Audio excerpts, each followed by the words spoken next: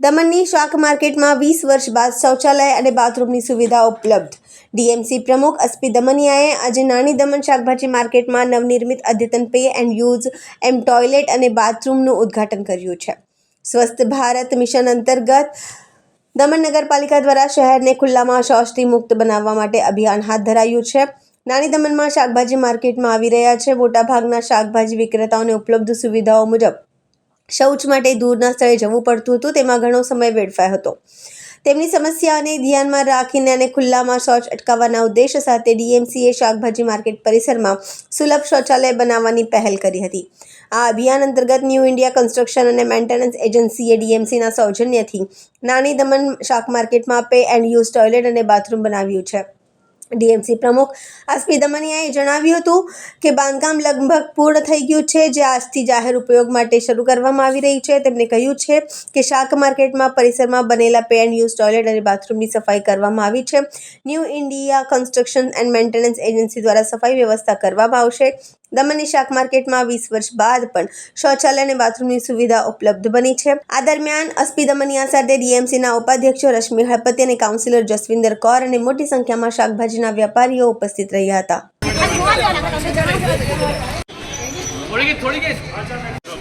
एक मिनट।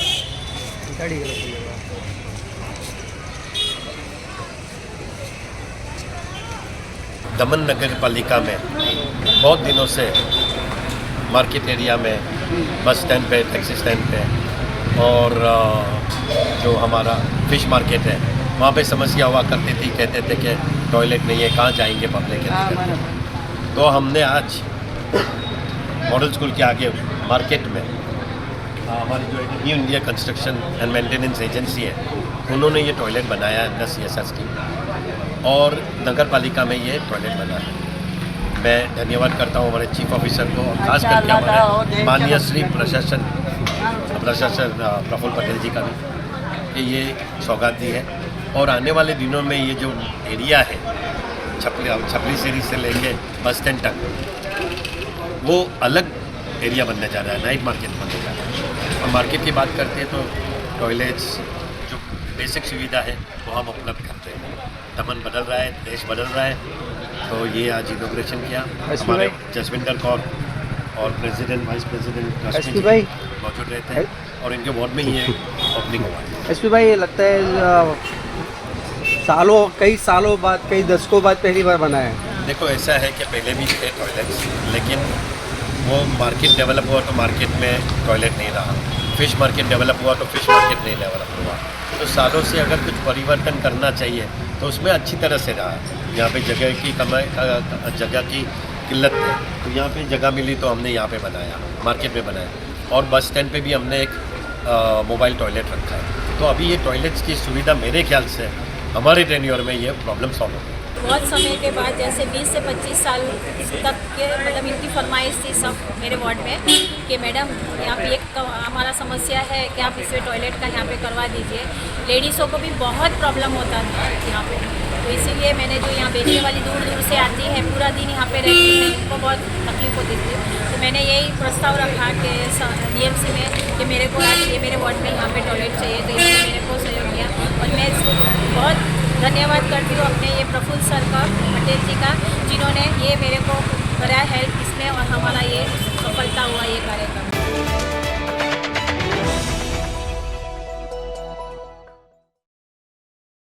દમણ અને દીવના સાંસદ શ્રી ઉમેશભાઈ પટેલે આજે ફરી સંસદમાં પોતાના મત વિસ્તાર માટે અવાજ ઉઠાવ્યો હતો. સ્પીકર સાહેબ, આપણા દેશને 15 ઓગસ્ટ 1947ના રોજ આઝાદી મળી છે. ડૉક્ટર બાબા સાહેબ આંબેડકર સહિતના વિદ્વાનોની બંધારણીય બેન્ચે દરેક પાસાઓ પર લાંબા સમય અને સખત પરિશ્રમ સાથે કાળજીપૂર્વક વિચાર કર્યા પછી આપણા દેશના બંધારણની અમૂલ્ય અને અનુપમ ભેટ આપી છે.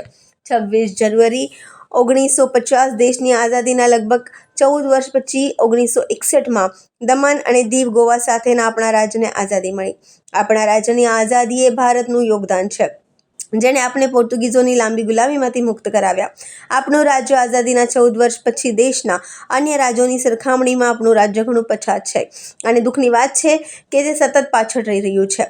આનાથી વધુ દુઃખદ અને કમનસીબી તો શું છે? દેશની આઝાદીના આટલા વર્ષ વીતી ગયા છતાં પણ આપણું રાજ્ય લોકશાહી પ્રણાલીની મુજબ ધારાનો હિસ્સા બની શક્યું નથી. આપણું બંધારણ કહે છે કે કોઈ પણ રાજ્યને 6 મહિનાથી વધુ સમય સુધી રાષ્ટ્રપતિ શાસનમાં ન રાખવું જોઈએ.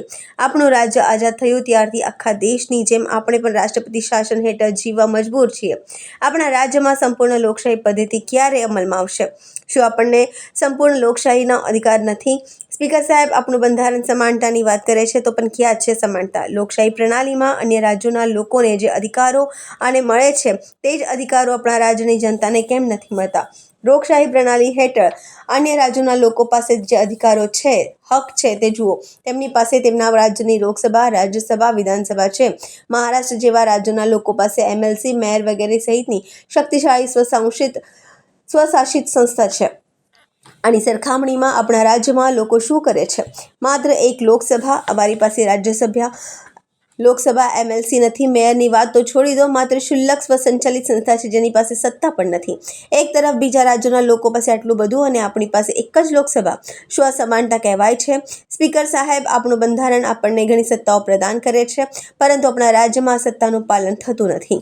આપણા રાજ્યમાં સ્થાનિક વહીવટીતંત્ર દ્વારા બંધારણનું વારંવાર ગળું દબાવવામાં આવી રહ્યું છે. સર, ભારત સરકારનો પંચાયતી રાજ બંધારણીય સુધારો સ્થાનિક સંસ્થાઓ આપે છે.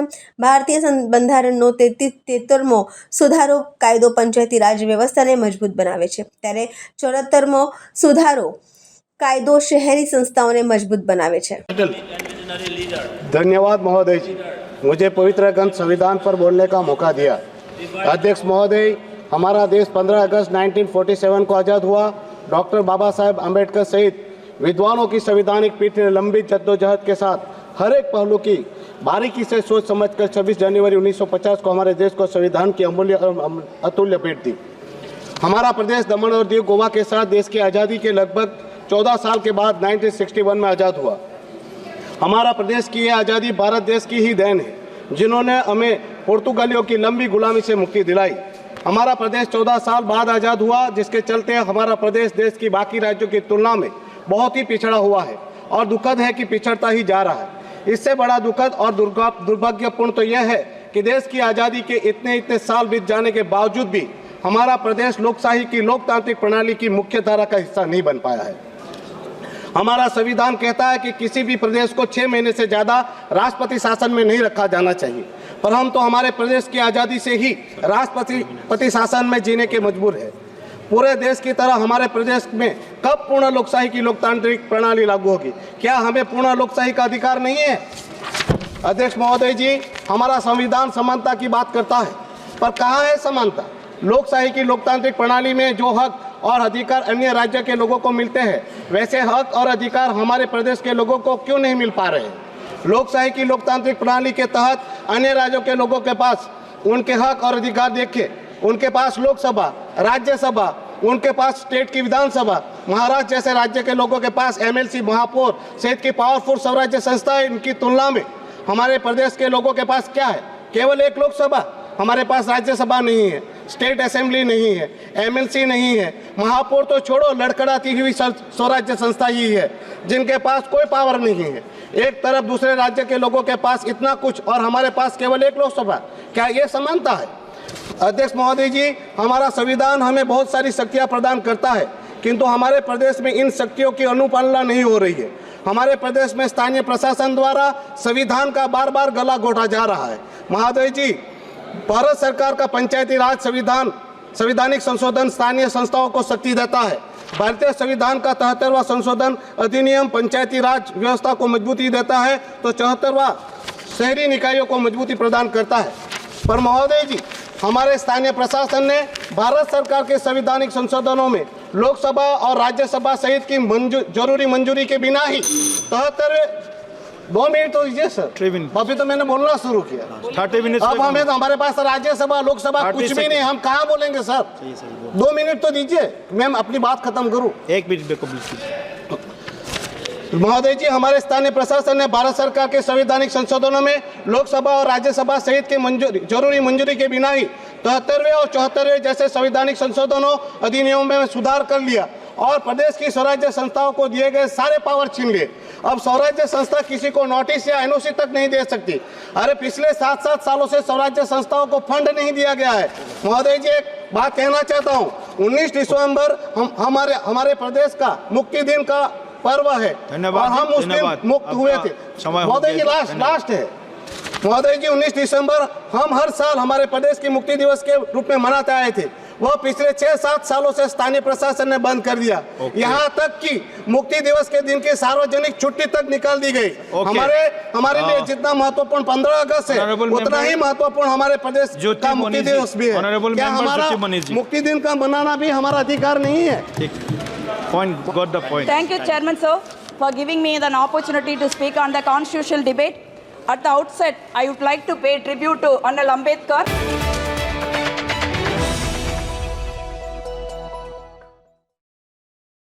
વલસાડમાં હોટલોમાં ગ્રાહકના આરોગ્ય સાથે થઈ રહી છે છેડા. નેશનલ હાઈવે 48 પર પારનેરા ગામ નજીક આવેલી હોટલમાં ખાવામાંથી નીકળ્યો વાંધો. ગ્રાહક દ્વારા મંગાવવામાં આવેલ કઢી ખીચડીમાંથી નીકળ્યો વાંધો.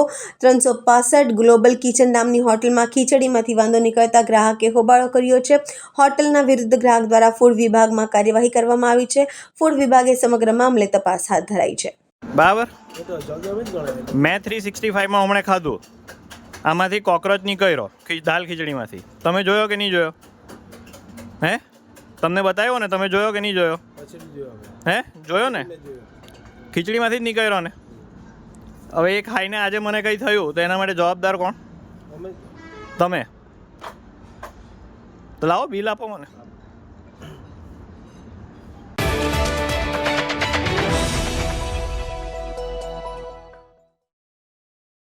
દાદરાનગર હવેલીના નરોલી પંચાયત વિસ્તાર અને ખરડપાડા વિસ્તારમાં વારંવાર ચોરીના કિસ્સાઓ વધી રહ્યા છે. ખરડપાડા ગ્રામ પંચાયત કચેરી નજીક જ એક ઘરમાં રહેતા પરિવાર સામાજિક પ્રસંગે ઘર બંધ કરીને બહાર ગયા હતા. આ પ્રસંગમાં હાજરી આપી પરત ફર્યા ત્યારે તેમના ઘરના દરવાજાનું તાળું તૂટેલી હાલતમાં જોયું હતું અને ઘરમાં સામાન પણ વેરવિખેર હાલતમાં જોયું હતું. આથી પરિવાર દ્વારા નરોલી પોલીસને જાણ કરાઈ હતી. પરિવારના કિંમતી દાગીનાઓ બેંકના લોકરમાં રહ્યા હોવાના કારણે ઘરમાં રોકડ કબડ વધારે ન હોવાના કારણે તસ્કરોના હાથમાં કંઈ ખાસ લાગ્યું ન હતું. ઘરની બહાર લગાવવામાં આવેલ સીસીટીવી કેમેરામાં 3 વ્યક્તિઓ બુકની ધારી જોવા મળ્યા હતા. આ સીસીટીવી ફૂટેજના આધારે પરિવારે પોલીસને રજૂઆત કરતા પોલીસે પણ આ મામલે તપાસ હાથ ધરી છે.